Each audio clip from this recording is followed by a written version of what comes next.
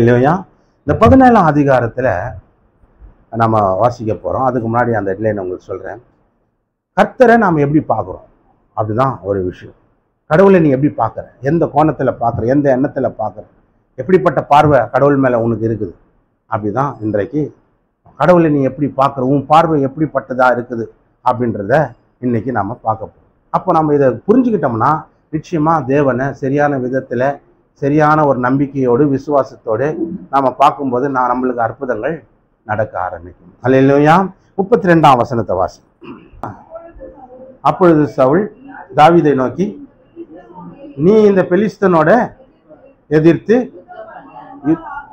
உன்னால ஆகாது, நீ இளைஞன், அவனோ போதும். அல்லேலூயா. கவனிங்க சொல்றேன்.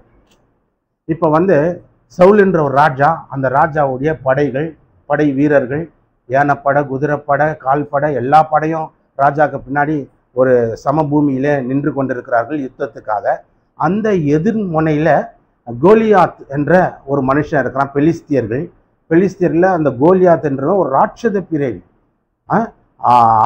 ஆதாம் எப்படி உயரமா இருந்தானோ அந்த மாதிரி உயரமா இருந்த ஜனங்கள்ல அந்த பிறவி, அந்த பெலிஸ்தியர் டீம் அவங்க படை எதிர்க்க நிற்குது. இப்போ அந்த பெலிஸ்தியர்ல அவன் பிரம்மாண்டமாகறான், பனை மரத்துல பாதின்னு சொல்லுவாங்கல்ல, அந்த மாதிரி ஒரு ராட்சத பிறவியாக. அப்போ அவன் முன்னால எவனும் அவன் கையை வீசினாலே செத்துருவான். யாருன்னா கிட்ட ஒரு அறை விட்டால அவன் செத்துருவான். அவ்வளோ ஒரு ஸ்ட்ராங் பாடி. அவன் சின்ன வயசுல இருந்தே யுத்த வீரன்னு யார் சொல்றான்? சவுல் சொல்றான். அப்போ அப்படியாப்பட்ட ஒரு டீம் எதிர்க்க இருக்குது. ஆண்டவருடைய பிள்ளைங்க சவுல் அந்த டீம் இந்த பக்கம் இருக்குது. இப்போ அவன் என்ன சொல்றான்? எதிர்க்க இருக்கிற அந்த கோலியாத்து, உங்களில் எவனா சரியான ஆம்பளை இருந்தா இதில் நீங்கள் புரிஞ்சுக்கிற மாதிரி சொல்கிறேன்.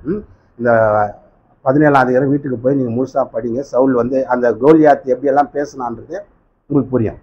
அவன் சொல்கிறான், உங்களில் யாருக்காவது நெஞ்சில் தைரியம் இருந்தா நீங்கள் என்னென்னமோ சொல்லுவீங்க இல்லையா, அதெல்லாம் நான் சொல்ல விரும்பலை. நீங்கள் சரியான ஆம்பளையாக இருந்தா நீங்கள் வாங்கடா, என்கிட்ட ஒருத்தர் சண்டை போட்டு ஜெயிச்சிருங்கடா. நீங்கள் ஜெயிச்சிட்டிங்கன்னா என் படையே உங்ககிட்ட சரண்டர் ஆகிடும். அப்படி நான் ஜெயிச்சிட்டேன்னா உங்கள் படையே என்கிட்ட சரண்டர் ஆகிடும் என்ன அப்படின்னு சொல்லிட்டு காலையும் மாலையும் இதே வார்த்தையை சொல்லி சொல்லி சொல்லி திட்டின்னு இருப்பானோ. வந்து திட்டிப்பானா, வாங்கடா உங்களில் தைரியம் இருக்கிறவன். நம்ம சில கோபத்தில் சொல்லலாம், ஒரு அப்பா அம்மாவுக்கு அப்படியெல்லாம் சொல்லுவோம், ஒரு அப்பா அம்மாவுக்கு பிறந்திருந்தா உனக்கு நெஞ்சில் தைரியம் இருக்குதா, நீ ஒரு ஆம்பளையாக இருந்தா நீ வா அப்படின்னெல்லாம் நம்ம இப்படி சொல்லுவாள். அதே மாதிரி அவன் சொல்லினுக்கிறான். காலையில் ஒரு வாட்டி சொல்லிட்டு போகிறான், திருப்பி சாயந்தரம் ஒரு வாட்டி சொல்லிட்டு போகிறான். இப்போ இந்த சவுலுன்ற ராஜா, இவன் தேவனால் அபிஷேகம் பண்ணப்பட்டவன், தேவனுடைய பிள்ளை, ஆண்டவருடைய பிள்ளை. இவன் என்ன பண்ணுறான்? பயந்து நிற்கிறான். அவன் பார்க்குறதுக்கு உருவம் அப்படிங்கிறத எப்படிக்கிறான், நம்ம கிட்ட போனால் ஒரு அரசல் விட்டானா நம்ம செத்து போயிடுவோம். அப்படியாப்பட்ட ஆள் ராட்சத பிரிவியாக இருக்கிறான். இவன் ஒண்டி கூப்பிட்றான், சிங்கிள்ஸ் கூப்பிட்றான்.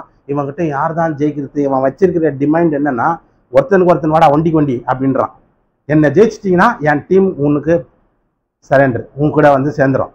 நான் ஜெயிச்சுட்டா உன் டீமெல்லாம் என்கிட்ட சேர்ந்துடணும் அப்படின்ற மாதிரி தான் ஒப்பந்தம் போட்டிருக்கிறான். இப்போ இந்த சவுல் ஃபீல் பண்ணி பார்த்துக்கிறான். சவுல் என்ன பண்ணுறான்? அப்படியே உட்காந்து வேடிக்கை பார்த்துக்கும்போது இந்த தாவீதுன்ற இந்த சின்ன பையன், அவங்க அண்ணன்மார்கள்லாம் இந்த இராணுவத்தில் வேலை செய்கிறாங்க.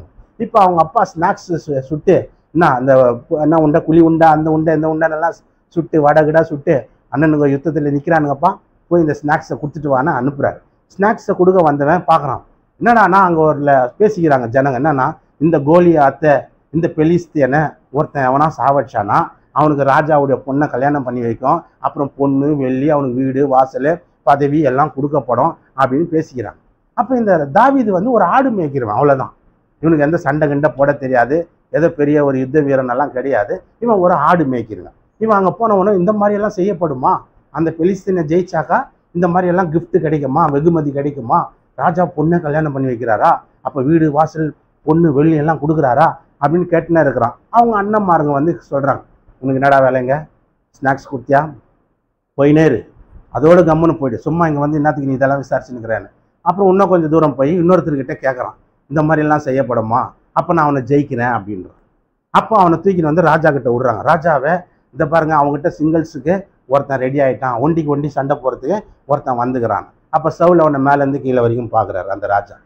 ஏண்டா நீ சண்டை போட போற? ஆமாம் ராஜா வேணும்.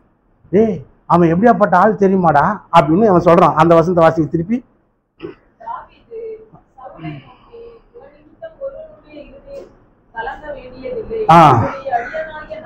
இவன் நிமித்தம் ஒருவனுடைய இருதயமும் கலங்க வேண்டியதில்லை. உம்முடைய அடியனாகிய நான் போய் இந்த பெலிஸ்தியனோட யுத்தம் பண்ணுவேன் என்றான். அப்பொழுது சவுல் தாவீதை நோக்கி, நீ இந்த பெலிஸ்தியனோட எதிர்த்து யுத்தம் பண்ண உன்னால ஆகாது, நீ இளைஞன், அவனோ இப்ப பாருங்க, தாவீதும் ஆண்டவருடைய பிள்ளை, சவுலும் ஆண்டவருடைய பிள்ளை. நல்லா கவனிச்சிக்கணும், உங்க பார்வை எப்படி இருக்குதுன்றத நான் சொல்றேன். தாவீதும் ஆண்டவருடைய பிள்ளை. இவன் எப்படி பார்க்கறான் பெலிஸ்தனை? நான் அவன்கிட்ட ஜெயிப்பேன்றான். ஆனா இவனும் சவுல்ன்றவனும் ஆண்டவருடைய பிள்ளை. இவன் என்னன்றான், அவனெல்லாம் ஜெயிக்க முடியாதுறான், அவன் சின்ன வயசுல இருந்த ஃபைட்டர், அவன் சின்ன வயசுல இருந்த கராத்தா மாஸ்டர், சின்ன வயசுல இருந்து அவன் ஒரு பாக்ஸர், சின்ன வயசுல இருந்து அவன் பெரிய ஃபைட்டரா, யுத்த வீரன்டா, அவனெல்லாம் ஜெயிக்க முடியாது. இப்ப ரெண்டு பேரும் ஆண்டவர் பிள்ளைங்க தான். இவன் அவனை எப்படி பார்க்கறான், இவன் அவனை எப்படி பார்க்கறான், இதான் வித்தியாசம். இல்லையா? இவன் ஒரு ஆடு மேய்க்கிறவன், சின்ன பையன், வாலிபன் வேற. இவன் எப்படி பார்க்கறான் அந்த பெலிஸ்தனை, அந்த ராட்சதனை எப்படி பார்க்கறான், அவனை ஜெயிச்சிடுறேன்றான். இவன் எப்படி ராஜா, இவன் எப்படி பார்க்கறான், அவனை முடியாதுடா. இதுதான் பார்வை. இந்த ரெண்டு பார்வையில தான் வித்தியாசம் இருக்குது. ஜெயம் ஆண்டவர் மேல நீங்க வைக்கிற நம்பிக்கையும் விசுவாசமும் உங்க பார்வை எப்படி இருக்குதோ அதுக்கேற்ற வெற்றி உங்க வாழ்க்கையில கிடைக்கும்ன்றது இந்த அதிகாரத்துல நம்ம பார்ப்போம். அடுத்தது வாசிங்க. தாவீது சவுலை பார்த்து, உம்முடைய அடியான் என் தகப்பனுடைய ஆடுகளை மேய்த்து கொண்டிருக்கும் பொழுது ஒரு விசை ஒரு சிங்கமும் ஒரு விசை ஒரு கரடியும் வந்தது, மந்தையில் இருக்கிற ஒரு ஆட்டை பிடிச்சிக்கின்னு போயிடுச்சு. நான் அதை தொடர்ந்து போய் அதை அடித்து தப்புவித்தேன். பாய்ந்த போது நான் அதன் தாடையை பிடித்து அதை அடிச்சே கொண்டு போட்டேன். அந்த சிங்கத்தையும் அந்த கரடியும் உமது அடியானாகிய நான் கொன்றேன். விருத்த சேதனம் இல்லாத இந்த பெலிஸ்தனும் அவைகளில் ஒன்றை போல இருப்பான். அல்லேலூயா சொல்றான் அந்த ராஜா கிட்ட, ராஜாவே, நான் எங்க அப்பாவுடைய ஆடெல்லாம் மேய்ச்சின்னு இருக்கும் போது ஒரு வாட்டி ஒரு சிங்கம் வந்து டக்குன்னு ஒரு ஆட்டுக்குட்டியை தூக்கின்னு போயிடுச்சு மந்தையிலேருந்து. நான் ஓடி போய் அந்த ஆட்டுக்குட்டியை அந்த சிங்கம் வாயிலேருந்து காப்பாற்றி அந்த சிங்கத்தை அடிச்சு கொண்டுட்டேன். அதே மாதிரி ஒரு விஷயம் கரடி வந்துச்சு, அதையும் ஓடி போய் அடிச்சு கொண்டுட்டு அது வாயிலேருந்து குட்டியை காப்பாற்றிட்டேன். இப்படி ஒரு சிங்கமும் ஒரு கரடி இது ரெண்டுத்தையும் கொன்ன எனக்கு, அது போல தான் இந்த பெலிஸ்தனும் ஒரு மிருகம் போல தெர்றான் என் கண்ணுக்கு. அல்லேலூயா. விருத்த சேதனம் இல்லாதவன், அதாவது மிருகம் விருத்த சேதனம் இருக்காது. அப்ப அவன் அந்த தான் மிருகத்துக்கு ஒப்பிடுறான் அந்த ராஜா, அந்த பெலிஸ்தனை, அந்த கோலியாத்தை. என்னன்றான், ஒரு மிருகத்தை நான் அடிச்சு சாவடிச்ச மாதிரி இவனை அடிச்சு சாவடிச்சிருவேன் அப்படின்னு. அது போலதான் நான் பாக்குறேன் இவனை. ராஜா எப்படி பாக்குறான், இவனும் கர்த்தருடைய பிள்ளை தான் இந்த ராஜா. எப்படி பாக்குறான், அவன் யுத்த வீரன், அவன் ஃபைட்டரு, அவன் பாக்ஸரு, அவன் கராத்தா மாஸ்டரு, அவன் பெரிய ஆளு, அவங்ககிட்ட யாரும் சண்டை போட முடியாதுன்னு இவன் பயப்படுறான். இவன் பார்வை எப்படிக்குது, இவன் பார்வை எப்படிக்குது, சார் ஒரு மிருகத்தை அடிக்கிறது போல அடிச்சு போட்டுருவான் அவனை அப்படின்னு. தான் ரெண்டு பேருடைய பார்வை வித்தியாசமா. அல்லேலூயா, அல்லேலூயா. விசுவாச வார்த்தை தான் உங்களை ஆண்டவர்கிட்ட இருந்து வெற்றியும் ஆசீர்வாதத்தையும் கொண்டு வந்துடுறாங்க. ஆண்டவரை நீ எப்படி பார்க்குற, இதுதான் மேட்ரு. நீ எப்படி பார்க்குற, உங்கள் வீட்டில் இருக்கிறவங்க 1008 சொல்லிட்டான், அந்த கோயிலுக்காக போகிற, அந்த சர்ச்சுக்காக போகிற, ஏசுவியா கும்பிட்ற அப்படின்னு சொல்லிட்டான். நீ அவன் அப்படி வேணாலும் சொல்லிட்டான். ஆனால் நீ சொல்லணும், இல்லை என் பார்வை வேற. அல்லேலூயா. என் பார்வையை உன் பார்வை வேணா அவிசுவாசமான பார்வை, அவநம்பிக்கையான பார்வை. உன் பார்வை வேணா இடகுடமா இருக்கட்டும், பயம் இருக்கட்டும். ஆனால் என் பார்வை நம்பிக்கையான பார்வை, விசுவாசமான பார்வை. அவர் எனக்காக அல்லேலூயா எதையும் செய்வார்ன்றத அந்த பார்வையில நீ பார்த்தீங்கன்னா உன் வாழ்க்கையில ஒரு வெற்றி கிடைக்கும். அல்லேலூயா. அடுத்தது வாசிங்க. பின்னும் தாவீது என்னை சிங்கத்தின் கைக்கும் கரடியின் கைக்கும் தப்புவித்த கர்த்தர் இந்த பெலிஸ்தனுடைய கைக்கும் தப்புவிப்பார். அப்பொழுது சவுல் தாவீதை பார்த்து,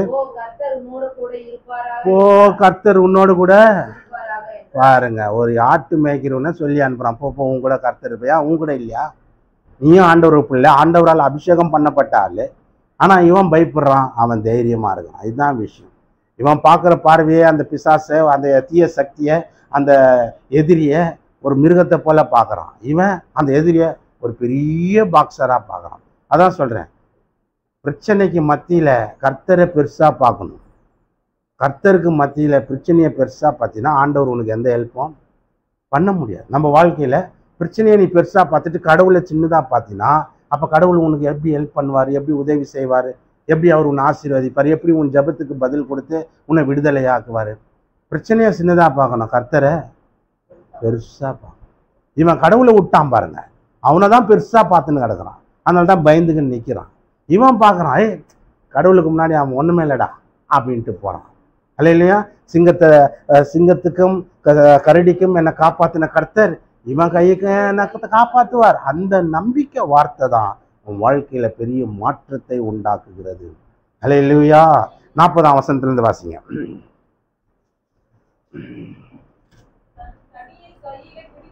தன் தடியை கையில பிடித்து கொண்டு ஆற்றில் இருக்கிற 5 கூழாங்கல்களை தெரிந்து கொண்டு அடைப்பையில போட்டு தன் கவனி போனான். பெலிஸ்தன் நடந்து தாவீது அண்டைக்கு வந்து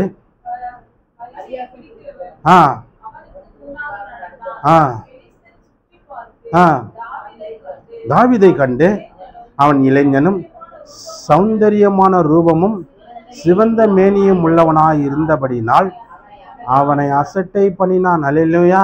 இவன் உள்ளே இறங்கிட்டான், தாவீது உள்ளே இறங்கிட்டான், சண்டைக்கு இறங்கிட்டான். டேய் ஒண்டி தானே வான்னு கூப்பிட்ட, இதை வரண்டா அப்படின்ட்டு நேரம் ஆற்று வழியாக இறங்கிறான்.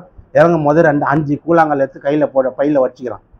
பையில் வச்சுன்னா ஒரு கவன் அப்படி கல் அது உள்ளே வச்சு சொயிட்டி அடிச்சுன்னு வச்சிங்களேன், அது செம்ம வேகத்துக்கு போகும். ஒரு உண்டிக்கோல் மாதிரி அது. இல்லையா? அந்த மாதிரி ஒரு 5 கல்லை எடுத்து பையில் போட்டுக்கினா இறங்கி போகிறான். ஒரு தடியை மட்டும் எடுத்துக்கினேன். அவனும் கிட்ட வரான், தாவீது கிட்ட வந்து அவனை பார்க்குறான்.